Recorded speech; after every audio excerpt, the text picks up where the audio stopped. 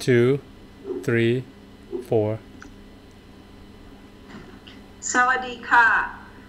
I'm Ann Norman from the Thai Alliance for Human Rights, and this is Dr. Piangdin. I'll let him introduce himself, also from the Thai Alliance. He's going to wave. Hi, Ann. Hello, all friends from around the world. Yes, Snea Thinsan or Dr. Piangdin Rakthai, Chair of the Board of Directors. And Ann is our Executive Director, immediate Executive Director, and now acting as Deputy Executive Director. So we are here to give updates about the human rights situation in Thailand. We try to appear here as often as we can, hopefully once a week, or if need be, we may come as the situation calls for. And so, what do we have today? Unfortunately, yeah, we have so many things that it's hard to put it all into a finished statement. So we just recently made a statement on Friday, and we reported that unfortunately there seems to be 3 more Lèse Majesty victims who disappeared who used to live in Laos. Now, the last 3 Lèse Majesty victims who disappeared before these 3, 2 of them were found floating in a river, their faces smashed in, rope tied around their neck, and they were disemboweled with a cement post stuffed into their body. So the fact that 3 more have now disappeared is obviously extremely alarming, and people are very upset, obviously, especially the families. Our report on Friday was picked up and followed up on by leading international human rights organizations, including Human Rights Watch and Amnesty International, and it's being reported in international news outlets. So everybody is paying attention. So if Thailand does have these 3 people, they should release them now before they get counted up with the other people that we presume are assassinated. So if they have them, it's in their interest to release them, to show the world that if they're in custody, that they're being treated well, and to give the families access and give lawyers access and make sure that all their rights are respected if they're going to have a trial for something. Right. But that was on Friday, so I won't go over all that, but I'll just tell you more about one of the 3 Lèse Majesty victims that disappeared. So what happened was that we reported that 3 political dissidents who were recently refugees in Laos were deported from Vietnam to Thailand in the late afternoon of May 8, 2019, so just recently, after going silent on social media around January 27. Now, the most famous of these 3 was Mr. Chuwasut. His name, he's more famously known as Sanam Luang, and he was the leader of the Thai Federation organization, which means he had a broadcast, and he had followers who all wanted to see Thailand have a federal state rather than to be have a monarchy. He wanted he was advocating for a change in the system of government. He was doing it peacefully by talking about forms of government, and he had 2 associates who disappeared with him, and their names were Sayam Tiravu, but he's better known as Kaunio Matmuang. And Kaunio Matmuang means mango and sticky rice, so it's easier for me to remember that name. And this person, very sadly, was very, very young. He had to flee the country after the coup when he was 29 years old because he was an actor in the play Jiao Sao Mapa, or Wolf Bride, that was done at Thammasat University in commemoration of a student massacre at that university in October 6, 1976. 2 actors in that play have already served 2 years in prison for acting in the play. He escaped the country. He's a student, and the articles in Thai describe him as nerdy looking with thick glasses.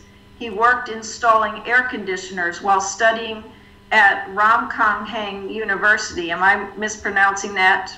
You're doing well. You're doing well. Okay, and his family are rallying around him, and they're obviously beside themselves. They are, taking their complaint straight into the United Nations. And I think that Dr. Piangdin, you have some pictures of them with signs demanding to know what happened to their son. Yes, I do. You can see him with the thick glasses. And so basically this is a student, a student who acted in a play. And this is very typical of the people who are disappeared by the junta. The junta wants you to think that these are, radical revolutionaries. These are usually artists and academics. That's usually who it is. Okay, and then I don't know anything about the other person because I've only had so much time to research this, so we'll talk about that next time. But okay. Another person who was arrested on May 10, which is 3 days ago, she was deported from Malaysia back to Thailand, just like we reported that these 3 were deported from Vietnam back to Thailand. She was a woman in the same Thai Federation organization. Originally, she had been a follower of Sanam Luang in Thailand, and Sanam Luang asked everybody who was listening to his show, who was part of the Thai Federation, to come out on December 5, which happens to be King Bhumipon's birthday. And on December 5, on the first day since King Bhumipon's passing, he wanted his followers to come out wearing black shirts with a little flag symbol that's just about the size of a label. So basically they're wearing black shirts with a tiny little label that has a flag on it of the Thai Federation. And so this is their crime. It's a little peaceful protest that they did on December 5. Some of the people came out wearing black shirts. They held signs calling for a Thai federal state. And this woman's name was Prapan, and her last name isn't given out. She was 58 years old. And not only was she wearing a black shirt, but she was also handing out leaflets at a mall with anti-monarchy messages on them. The size of this protest, it depends on who you ask, but it was either tens of people or maybe as many as 200 people who came out on that day wearing black shirts. Do you know, Dr. Piangdin, how many participated? They said something about 1,000. 1,000? Okay, yeah. Great. So about 1,000 came out and tens were arrested. This woman was one of the ones arrested. She used to be a traditional massage therapist, and she was arrested at the mall on that day. She was let go, but after they questioned her, and they released her. But then just a few days later, on December 8, just one day before the Cycling for Love event, which is where they were promoting King Vajiralongkorn in a bicycling event, she was re-detained at the 11th Army Regiment together with 8 other people. And 2 of these people were the wife and son of Sanam Luang. And this was something that everyone noticed. Our organization complained very loudly that arrested not only the people wearing the black shirts, but the non-political wife and son of Sanam Luang. And that was obviously just to put pressure on him. They grab up his family, detain them without anyone having access to them. They were detained until December 14, and there was no prosecution of them, and there was probably no offense in the first place. They were just hostages to harass Sanam Luang. So she was arrested with them, and she is being charged with being a member of a secret society. Well, she fled the country and ended up in Malaysia and was about to get refugee status from UNHCR in Malaysia, and somehow she got deported back to Thailand. And this is worrying because it seems that Thailand is doing a lot of deals with a lot of countries in the region, doing trades to get their so-called lèse-majesty suspects back. Do you have any comment about that, Dr. Piangdin? Yes, I think it's really important to point out that these people are refugees. I think that's really the bottom line of what we are looking at over here. These are political dissidents who fled the country, residing in hiding without any official document for most of them. They are sometimes too afraid to appear in public, to come out about who they are. No, I would say probably no international organizations that have the capacity of guaranteeing their protection officially have come out and really do what they are supposed to do. So these people are in hiding illegally in our neighboring countries like Laos, Cambodia, Vietnam, and I know, as far as I know, some of them are in Cambodia, Malaysia, and who knows, in Indonesia as well. And as far as I know, over 100 Thai political asylum seekers in Australia alone have been granted asylum. So the situation is really much bigger than anyone may have thought. Including, of course, the United States. So I hope that the people, my country realize that, they might, even here, the United States might be infiltrated, and the same thing could happen here. Indeed. It hasn't yet that we know of, but it could if we let them get away with it. Right, and I've been receiving warnings from different parties. They all say the same thing: be careful. The junta has sent its officials or officers, army officers, in uniform or without uniform, to the United States in order to make a plan in order to get rid of the dissidents here in the U.S. And we have quite a few over here. Ajahn Sunai, former member of the parliament.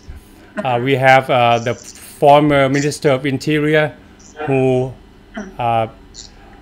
came to the U.S. for asylum seeking and now remains in the U.S. He wants to fight the dictatorship. So, him included. And then we also have other people like Nick Reagan, Joe Gordon, and of course, Anek Sanfran, and I myself included.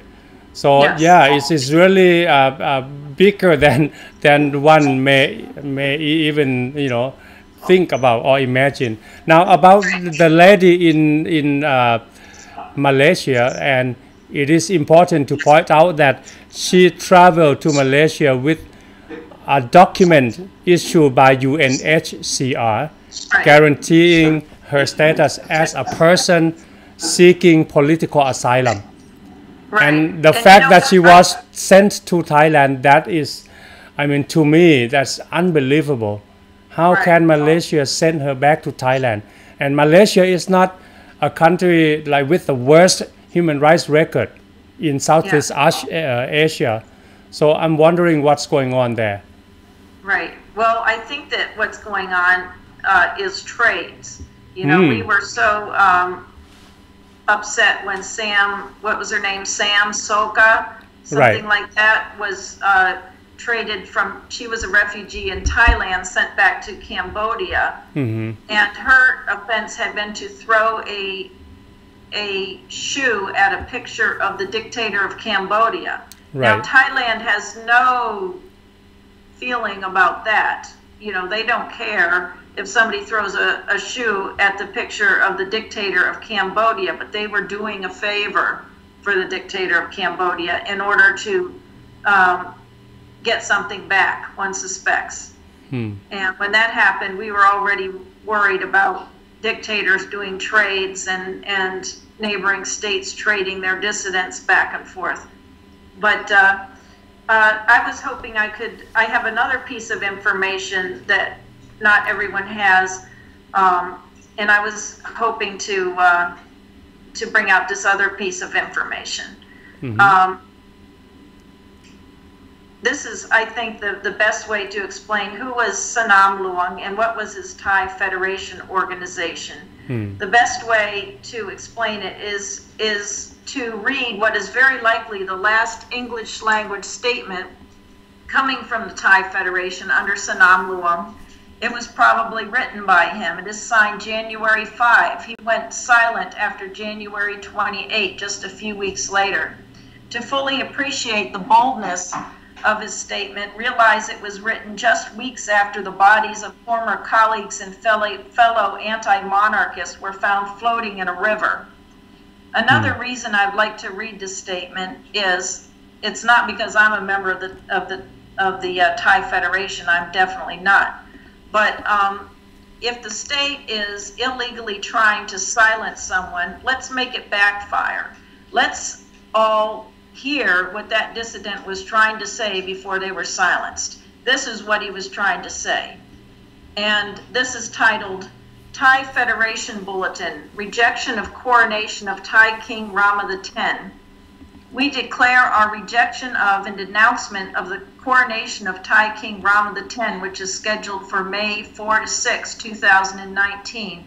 It should be obvious not only to the Thai people, but also to the rest of the world that the Mahadans, current royal family, are not only currently colluding with the Thai military junta, but have ordered countless coups against the Thai people and Thai elected governments throughout history.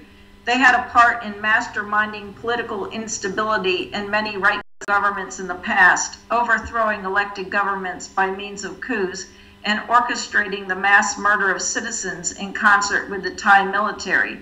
The creation of factionalized groups of citizens to destabilize elected government has been part of many Mahadan grand strategies to weaken democracy. The Mahadans promote a cult where royals are deemed demigods and untouchable, a strategy which gives rise to fascism.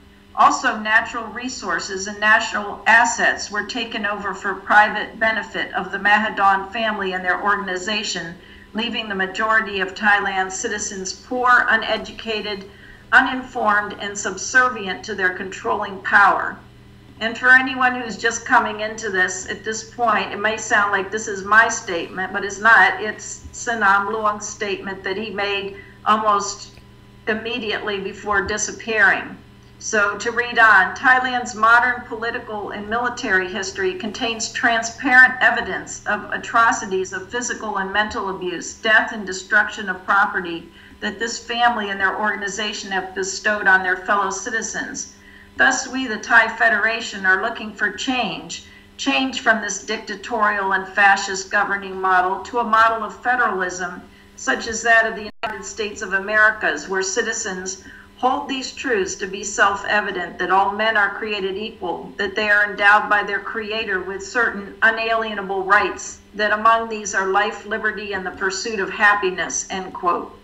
We ask that your country not support the Mahadhan family, and particularly that your country not participate in or send any representative to Wajira Longkorn's coronation event. We ask that you and your country recognize our deeds and intention to change Thailand for the betterment of its people and for the good of the world. We hereby sincerely hope for your understanding that you realize our position and determination under such an unjust and merciless regime. We are looking forward to your kind consideration and assistance. Thai Federation Organization, January 5, 2019. And again, for anyone who's coming in, I'm not reading a statement of my own. I'm reading a statement that was one of the last statements that Sanam Luang put out in English before he disappeared.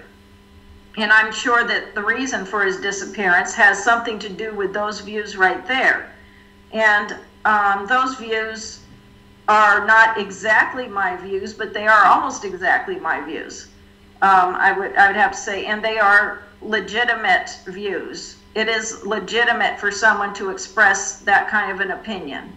That is within the realms of somebody's rights to free speech, to imagine a different form of government. You know, even here in the United States, I can say, I wish we had a monarchy. I couldn't do it. You know, nobody would throw me in jail for saying it. We're supposed to be able to talk in the abstract about what could be. And that's what Sanam Luang was doing. And I'll let you make any comments, Dr. Piangdin. Okay. Yes, I think, when it comes to ideas, people can propose ideas. And in a civilized country, democratic country, expressing ideas usually is not a problem. Or even if, you know, the ideas that you try to spread is problematic, is probably illegal, it is necessary, though, that the person in question or the person charged should be given a fair trial, right? If there is an arrest, it has to be made, in public, made transparent, open to the relatives, parents, wives, children. But what happened to Thai dissidents is usually sometimes scary, because it falls under what we call forced disappearances. And as it has turned out, in many cases, those people who have been forced disappeared have been found later to be dead, with DNA proof and everything. So I think that is really another story when it comes to free speech and the speech that is not really free. The speech that is right based on free speech principles, and speeches that may be illegal, especially according to the laws in the dictatorial land like Thailand at present. But regardless, these people who have become political dissidents, they fall under political prisoners. Now, political prisoners should be protected by international laws. So the case of the lady in Malaysia who was captured and deported to Thailand, I think that is something that the world will have to pay attention to. I'm very happy that the Human Rights Watch has just come out and condemned this act by the Thai authority and especially the Malaysian government. And I should have mentioned one other thing. This woman whose name is Prapan, she said that in jail, I guess in Malaysia, she met another member of her group who was another woman who was there, arrested for wearing a black shirt. And so, whenever we hear about these things, it's often only the tip of the iceberg of all the people who are being harassed.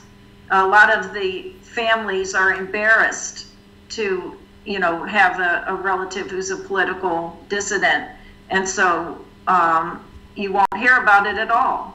So if we hear about one definite case, and that woman says she met another woman in prison in the same situation, and this person is nameless, we just have to remember that usually we're talking about the tip of the iceberg of some of these human rights abuses. And I'd also like to mention that on March 6th, when the United Nations wrote to the Thailand's government about the disappearance and murder of exiled political activists, they were talking about 4 of them, including the Surachai, Gasalong, and Puchanat group, and also DJ Zunho.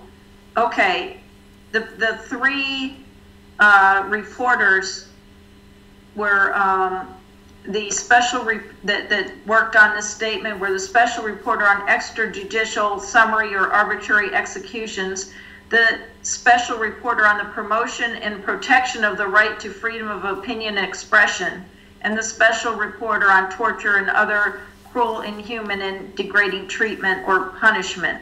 But they do include in this saying, that these people should have the right to free speech, and I'm trying to find that part of it. But the fact that the reporter on the promotion and protection of the right to freedom of opinion and expression is part of this is indication that they think that these people should have more space to express their views. They also mention that Thailand hasn't passed a law for outlawing enforced disappearance, and this despite the fact that Prayut has a rubber stamp, has had a rubber stamp Congress or Parliament all this time. He could have done anything he wanted to, and he hasn't passed this law that he promised to pass a long time ago. So we should, along with the other international organizations, pressure Thailand to pass a law against torture and enforced disappearance, and ask why hasn't it been done. Prayut said that he was going to take over the government to reform it and make it safe for democracy or something. Why didn't he do all the obvious reforms that he really could have done, with the stroke of a pen? If he was going to do some of these, what do you call it, when you just do it by yourself?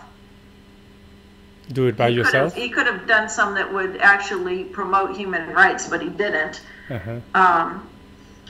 He avoids this one for some reason. But let me see if I have, I have another interesting little piece of information here that hasn't gotten out yet. Dr. Piangdin, you remember the case of, his name is Hei Silong. I will type it to you in Thai. I'm sure I'm mispronouncing. Should I continue to mispronounce his name, or should I? You can type it. I would love to know who it is, too. Okay, I'm sending it to you in Facebook. Do you see in Facebook? I can check.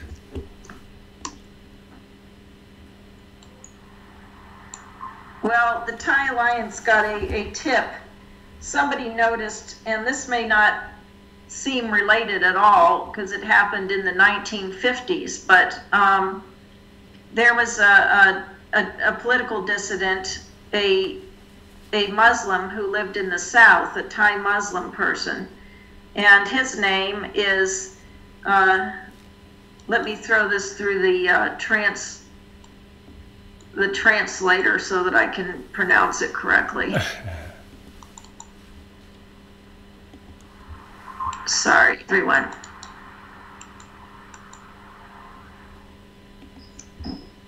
Hai Sulong. Very good. Hai Sulong. Okay. So, this is the story of Hai Sulong. It says in the Thai version that he was an imam who was well known, a leader and scholar of the Muslim Thai people, especially in the area of the southern border provinces.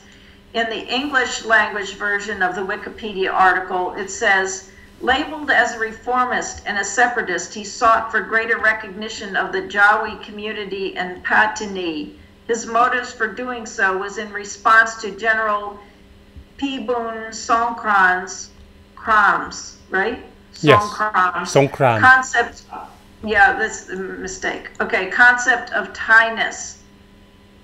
It was in response to General Pibun Songkram's concept of Thainess, in which every citizen has to subscribe to the ideology that it is the duty of a Thai to be a Buddhist, speak Thai, and love the monarchy. So he disagreed with that.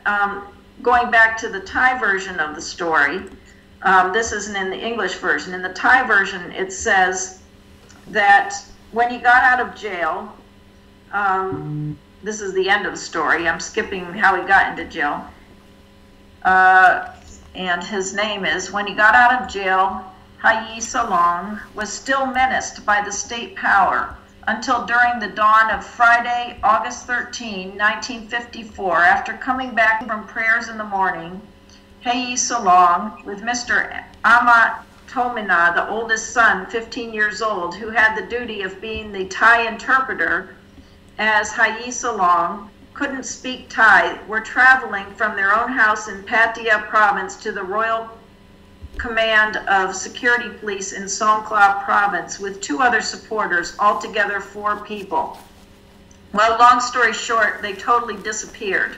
They're on their way, summoned to the security police, and so the actual dissident goes with his son just to be an interpreter, only 15 years old, plus 2 other friends who happen to go with him. They all disappear. And that's the end of the story for a few years until the government changes, the administration changes, and suddenly it is possible to get some explanation and some investigation into this disappearance. And so this is what happened. In the end, the policeman who actually did the killing confessed that he killed all 4 people in a bungalow along the seaside in Songkhla from a direct order over the telephone from the commanding police officer of Songkhla province, and that he used a tight rope around the neck and totally disemboweled the corpse, and by means of a bar of cement attached, hid it in Songkhla Lake, close to Gaw Nu Gaw Mao. And after everything was cleared up, divers were sent to look for the corpse, but with the passage of time, many years from the event, they did not find the corpse or a scrap of anything. The significance of this is that, this happened in the 50s, but the method of killing is exactly the same as the most recent 3 assassinations. And so when you think, this is just too horrible, it couldn't possibly have happened, it has happened, and it has been happening so often that until you hear these stories over and over again, you don't quite believe it, but it has been happening for, over 50 years. So I just thought I would put that out there that, when people say, well, this sounds like some kind of weird conspiracy story. A lot of these stories sound, horrible and shocking and too horrible to be true, but no, it's just the same old for the past 60 years is what it is. And in this case, it was totally investigated and found to be state-sponsored. So I'll just let you add anything. Sure. It has led us to the culture of impunity. I think that's really the things, the idea that lies behind all these series murder. Yes.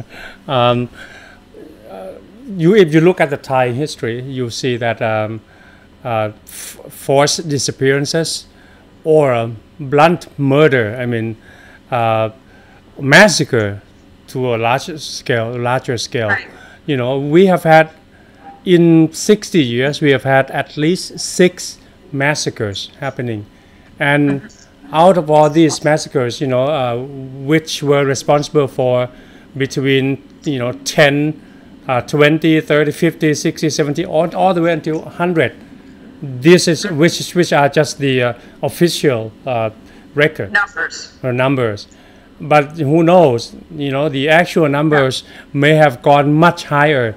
For example, in 2010, a lot of people believed the death tolls to have reached 1,000 instead of just 100.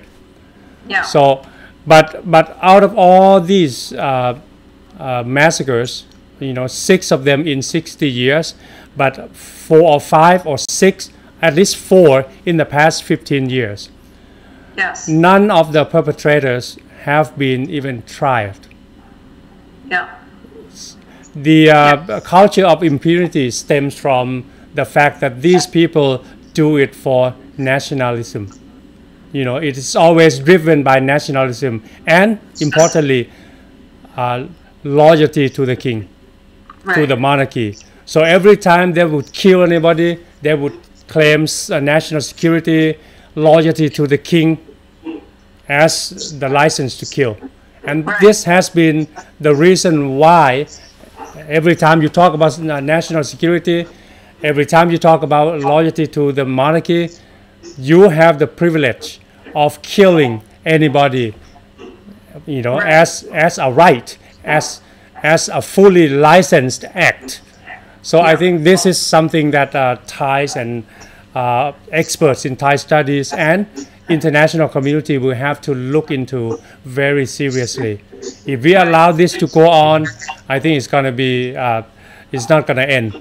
And given the fact that Article 112,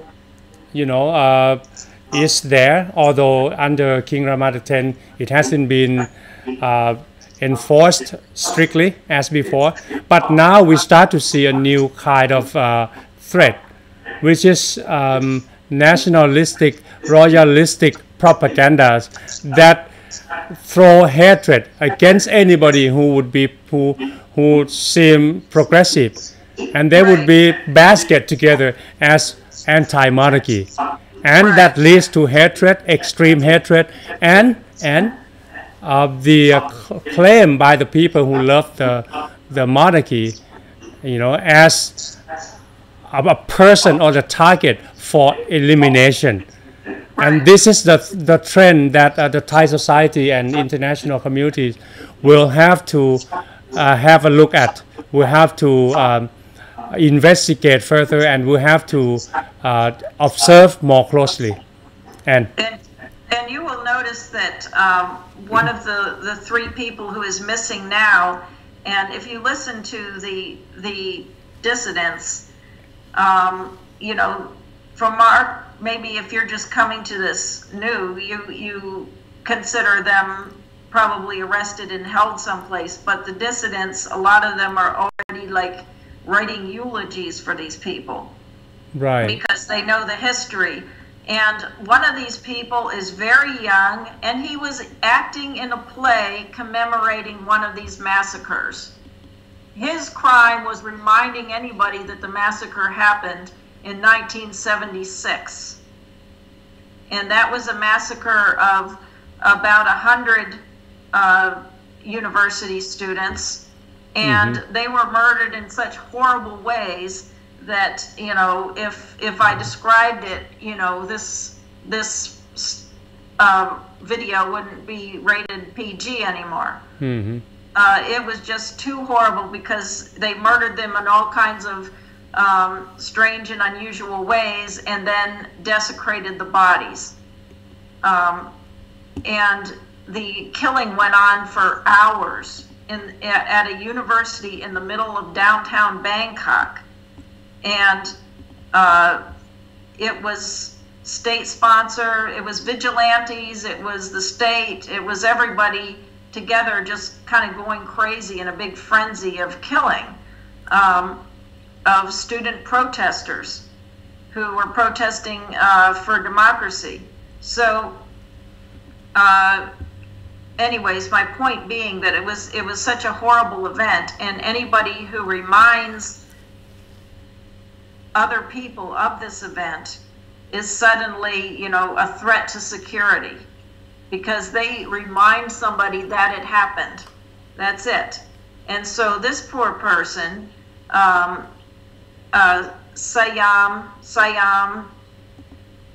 Kaunio Matmuang, he's the one who acted in a play, and like 2 other people who who were actors, they got 2 years in prison for acting in the play, and he fled the country to avoid that.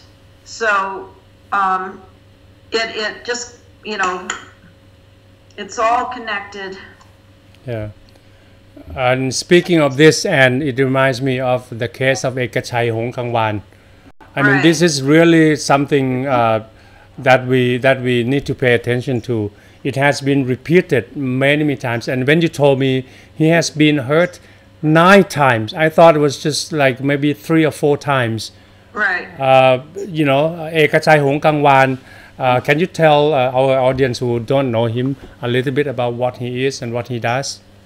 Okay. Well, some of this is from my memory, but I noticed at the beginning that he was being targeted, and so I started writing about him, thinking, oh, I'll be able to prevent him from being targeted because because they won't dare do it if we call them out. But of course they do dare do it even if you do call them out. So this is what I know off the top of my head, that he was a lèse majesty victim for 2 years. He sold some CDs of a documentary about Prince Vajiralongkorn. Prince Vajiralongkorn, who is now King Vajiralongkorn.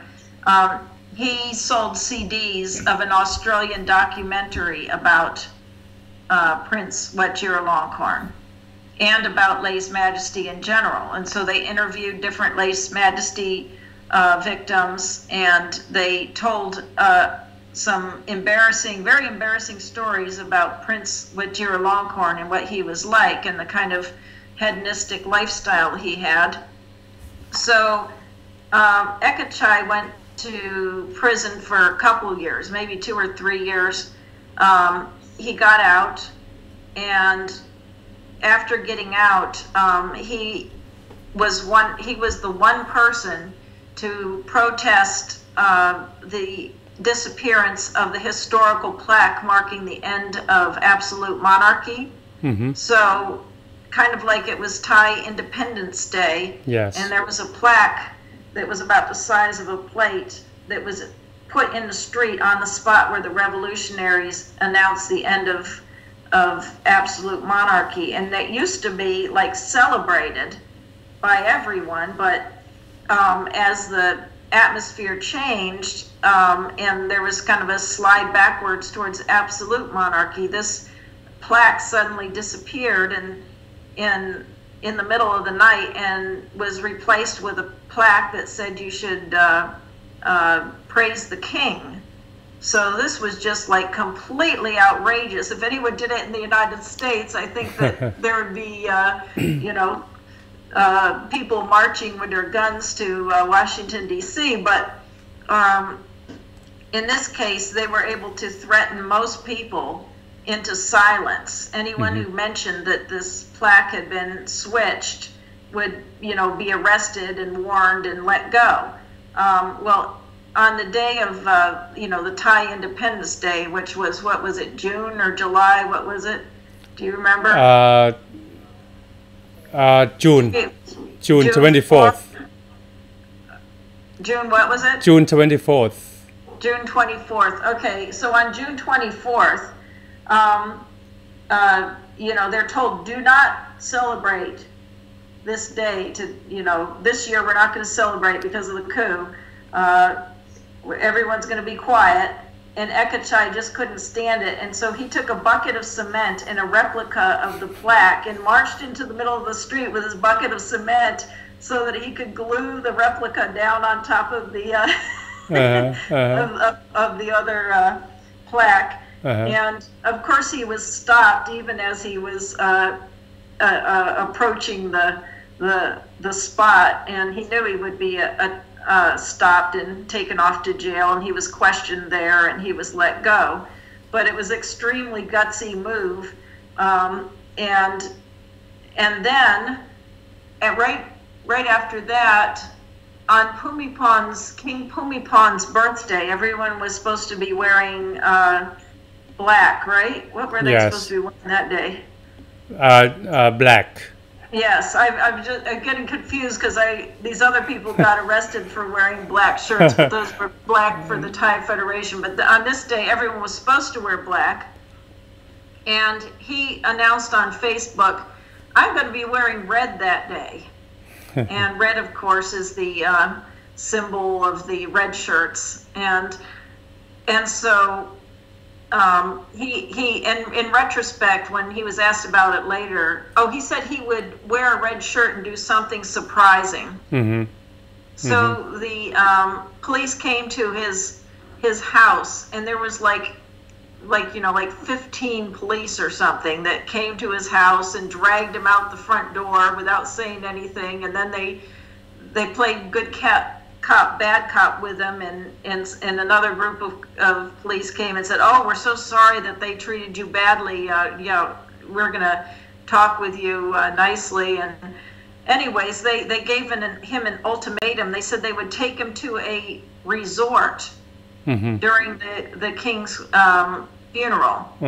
Did he want to go to a resort? And he said, no, he didn't. And they said, well, it's either that or jail. And he said, okay, I'll go to a resort. And then they literally took him to a resort because he wanted to wear a red shirt on that day. And they didn't want him being seen in a red shirt.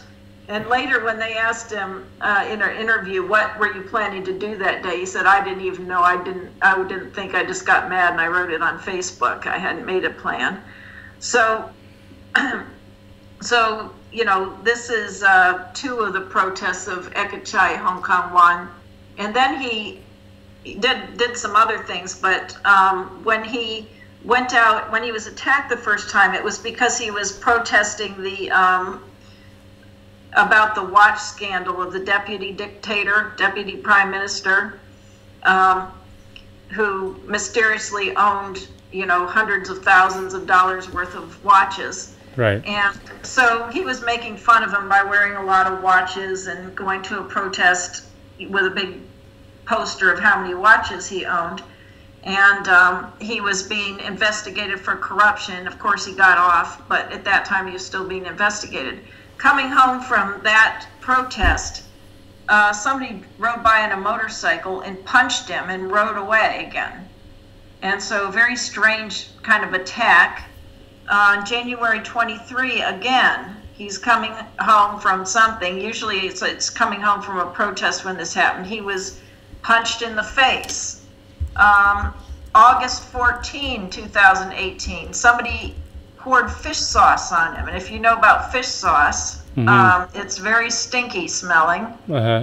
Now, around this time, I was thinking, this is just bizarre. Why isn't anyone else being harassed in this way? It's almost like hard to believe, right? Yeah.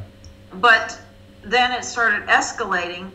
August 22, he was beaten with wooden boards in front of his house.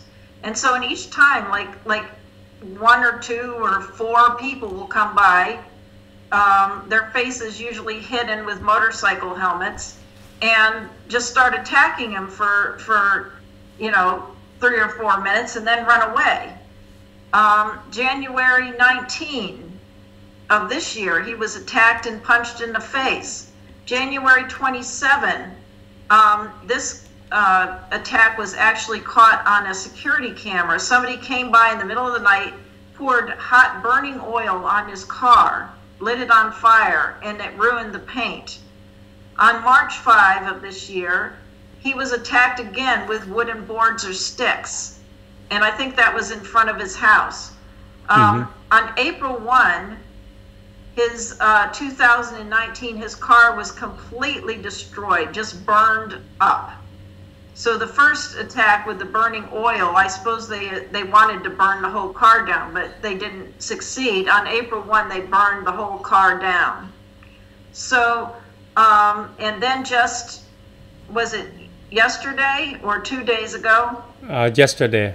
Yes, yesterday. Just yesterday, he was attacked so badly that he's in the hospital with broken bones this time. He's got broken rib. He was beaten in the face. He's got broken fingers. He's going to be in the hospital for a few days. and he's complained repeatedly, and the justice system ignores it.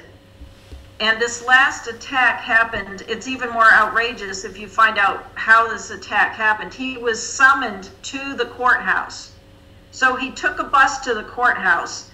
Somebody was riding on the bus, had followed him onto the bus and was with him on the bus. When he pulled out at the courthouse, this one person kicked him off the bus, pushes him off the bus. 4 more people are waiting for him and beat him up. So this was really planned. One person riding with him on the bus, 4 people waiting for him at the courthouse, to which he was summoned, beating him so badly that he ends up in the hospital with broken bones.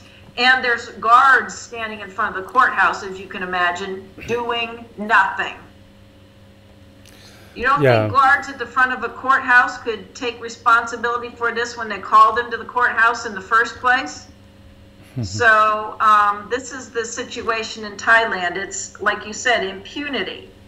It's impunity. What worries me now, Anne, instead of the army officers firing at people, which they did in 2010, naked to the world's eyes, and right now nobody is responsible for it, even including the cases of army officers shooting, old ladies, young nurses, and arm-free, protesters inside the temple. And for Buddhists, you know that is really cardinal sin, to kill somebody in the boundary of the temple. But that took place, and you know what? The court just came out and passed a verdict that we would not pursue with the case. Right. I mean, it's just outrageous. I mean, to say the least.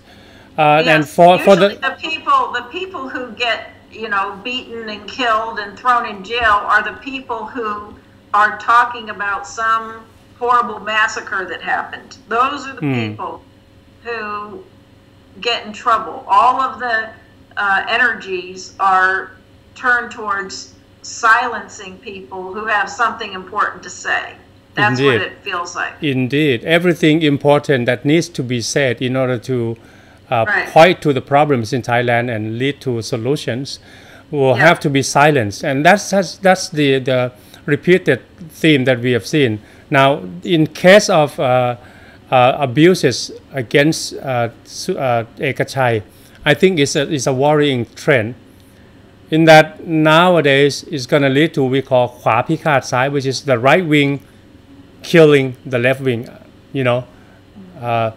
So it has been used before, and you mentioned the massacre in 1976, in which tens of almost 100 of students were killed, and that is the official record.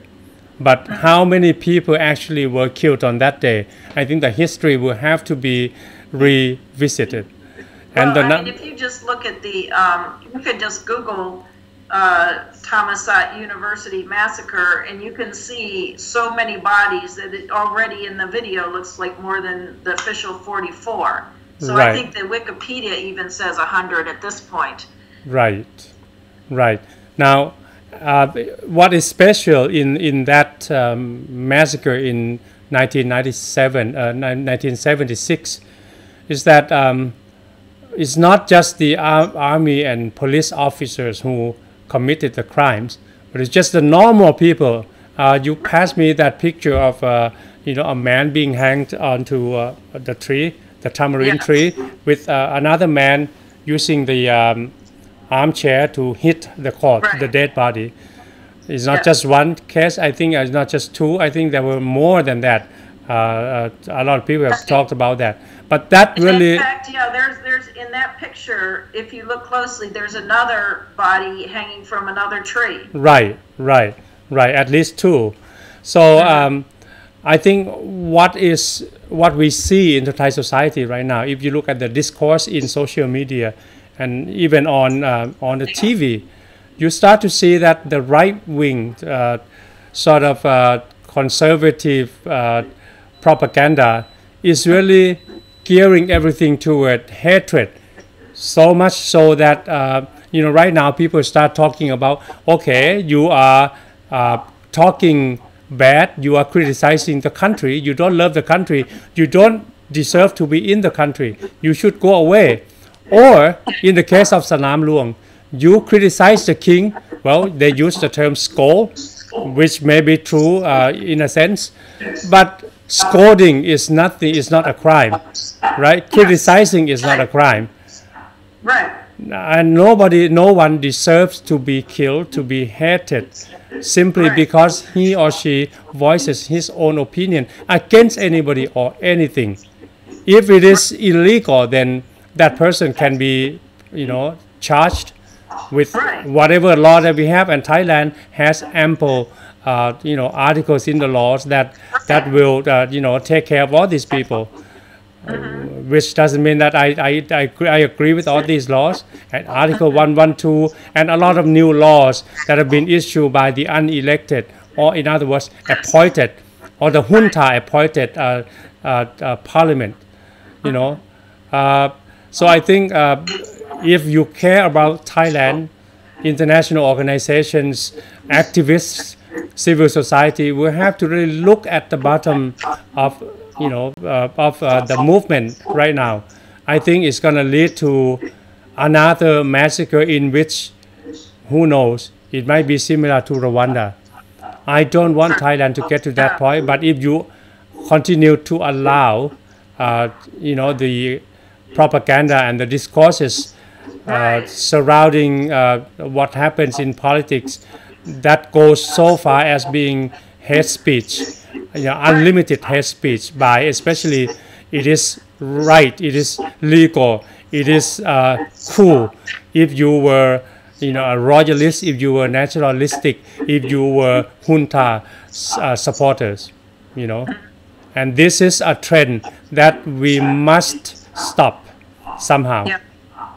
And I should have mentioned Ekachai was a member of the people who won elections, and he was very famous because there was a fun song about fortune cookie, and he it was a song by a girl group, a girl band, and they had some cute dancing. Well, he did that dance, danced by these little teenage girls, but this very, very tall man is doing the same dance, and it was like completely hilarious. And so he turned the pro-democracy marches into this big fun thing.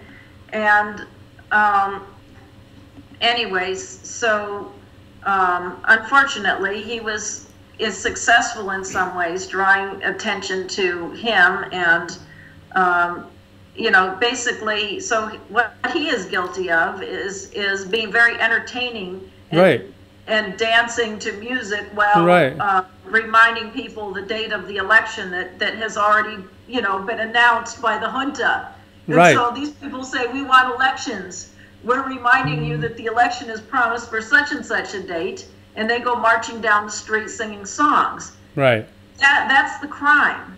That is basically the crime for which he is being beaten by people coming out from every direction. And if people said, each time they're beating at his head, a person can only take so much of that before there's going to be a real disaster. And that's what whoever's doing this is trying to make these attacks so small that nobody will international attention is not going to be focused on someone who got fish sauce thrown at them. But when they do it over and over and over and over, it's just a wonder that he can go on being as brave as he is. And he, by his own admission, is not a fighter. He's not a physical fighter, and he says that he deals with it by running away, and that people don't want to be around him because they don't know when someone's going to jump out and attack him. Right.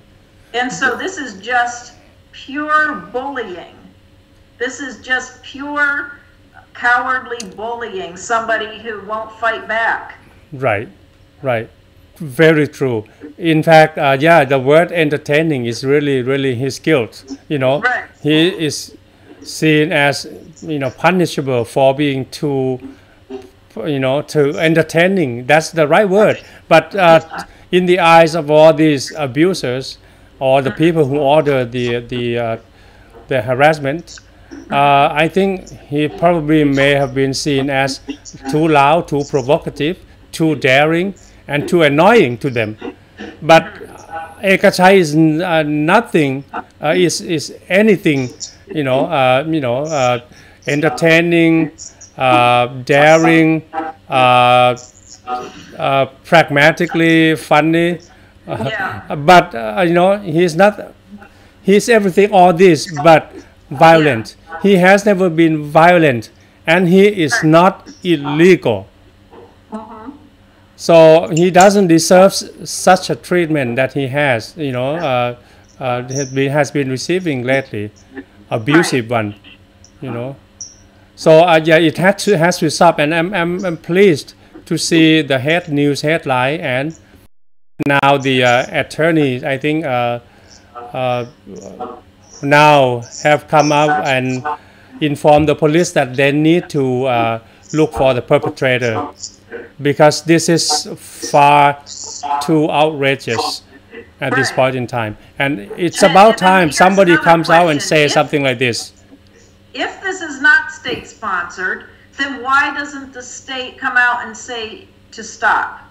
All they have to do is tell their people, stop attacking Ekachai Hong Kong one. That is in their power. It's in their power, if they are not the ones assassinating the dissidents, to say stop witch hunting Lese Majesty people. But we know it is them. It is very, very, very almost definitely state-sponsored, and not vigilantes who are killing the activists overseas. Well, out of 9 acts, and it could be both. You know what I mean? That doctor, yes. เหรียญทองแน่นหนา he has come out blunt, and you can see in his eyes he's got a really malicious intent in his eyes. The way I see it, last time he was confronting with Ekachai, and soon after that, he got attacked, and then his car got burned. So and you know what? That's another thing that Ekachai did, was he went to this vigilante leader who has an organization called the Rubbish Collection Organization, right, where he basically names, has his group go and search the internet for anyone insulting the monarchy and calls them out, and then announces where they live and all this kind of stuff. And this is a medical doctor, and this guy is a medical doctor by the name เหรียญทองแน่นหนา And the Thai Alliance for Human Rights sent a letter to the entire international community saying that this guy is a human rights abuser. Right. So you should not allow him to travel into your country. Right. I mean, in fact, he threatened John Chupong. Yeah. And I've read that threat. He's threatened Surachai Seidan before he was killed. He said that he would lead a group of men across the border to get him. And so he does cross over the line from just pointing people out to saying, I'm going to come and get you. Right. So why is he allowed to continue his operations? Why doesn't, the dictator say, we don't approve of this? Instead of just saying we didn't do it, say we didn't do it, and also all of you vigilantes cut it out. Right. They don't say it at all. Their silence means that they approve. Right, and in fact, indeed, silence means approval. And in fact, when you talk about something like this, then please be reminded that in 2009, 2010, people being on the street, and the army approaching them with malicious, murderous intent. Nobody stopped them. And in fact, some Thai folks, some Thai crowds out there even say, okay, you know what, these people deserve to die. You know, they deserve it, well deserved. Go ahead, kill them. All these buffaloes, red buffaloes. See, I mean, if you look at Thailand, land of smiles, a lot of beautiful beaches, great food, easy going, laid back lifestyle, cheap stuff, you would go and visit Thailand. But if you care about Thailand, I think now is the time that you need to turn your attention to all these wrongdoings, these violent acts that are taking place in the Thai society. If there's a way that you can help stop it, you can help, spread the news so that you can at least, how do you call that? Give feedback to the folks out there. If you are in the media, report the news or dig into some stories. I think right now a person like Ekachai has to be the highlight of the international news. I think they need to look into this guy's life, and then human rights organizations should make sure they step in and then put Ekachai under their arms because he needs it.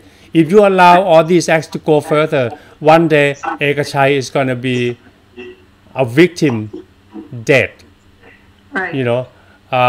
Because if they keep doing this, the person who is hired to do it maybe get sick of having to hurt this person over and over, and eventually they may just cross the line and kill Ekachai.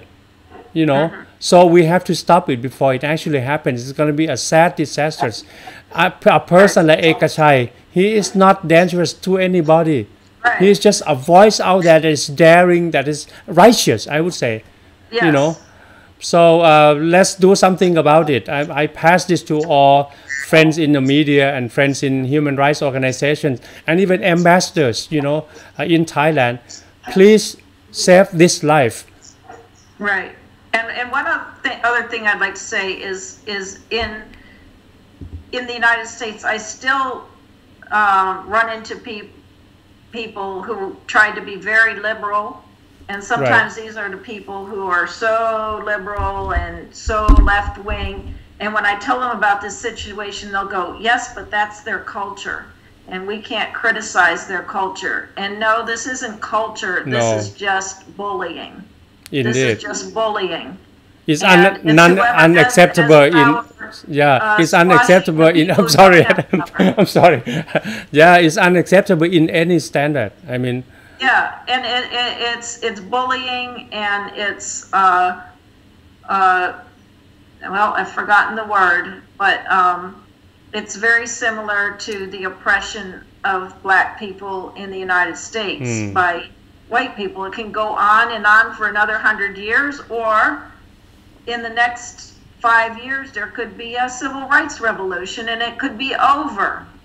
Or, like I said, it could go on for 100 years. It's a problem that needs to be solved. Indeed, it needs to be addressed somehow soon. Right. All right. So I think this is a great point about Ekachai. I think it deserves to be in the attention of the whole nation and the international community too. If you allow something small like this to keep on going and going and going, and the people who have done it don't feel responsible, they don't feel that they'll be held accountable at all, I think that is really a dangerous culture. Right. And the same thing happened in the United States for many decades, was lynching. Right. White people would extrajudicially kill by hanging, usually black people, but it was people who they thought didn't know their place. And so a lot of times it was somebody who was actually doing very well, was very successful in their society, but somebody would say, well, okay, you think you're so great, you think you're equal to us, and that's why they would attack him. And so it wasn't even troublemakers, in any sense, that were being attacked. It was people that were just minding their own business who wanted to be equal. and they were stomped back down. And I think this is what's happening to Ekachai. He's not demanding that he, be superior to anybody. He just wants to be respected. Right. And some people, are like, no, you should be oppressed. And it's basically about that. He has a lot of self-respect, and that's what makes people mad, that he has so much self-respect. Right. Okay, and looks like we have spent 1 hour, but I think we've got some interesting substances. Okay. Nice. I think we are a little rusty, right? I mean, especially me. Yes. But this is just the second episode. I think in upcoming episodes, there'll be things that we can report to our friends. Right. So for you, our friends out there, follow our channel, and then we keep you posted of the development in the Thai politics. It's only going to get more heated, more confrontational, and I hope not too violent. But I don't think it's avoidable. It's going to happen. But, what little things that we can do over here, and you can also help, maybe, can prevent massacre. And hopefully, it will be resolved with little violence. But the oppression and the violence against pro-democracy and, progressive civilians in Thailand has been seen by us, Thailand's human rights, as already, too much at this point in time. So I ask you all to pay attention to Thailand, and if you can in any way, do help. And okay.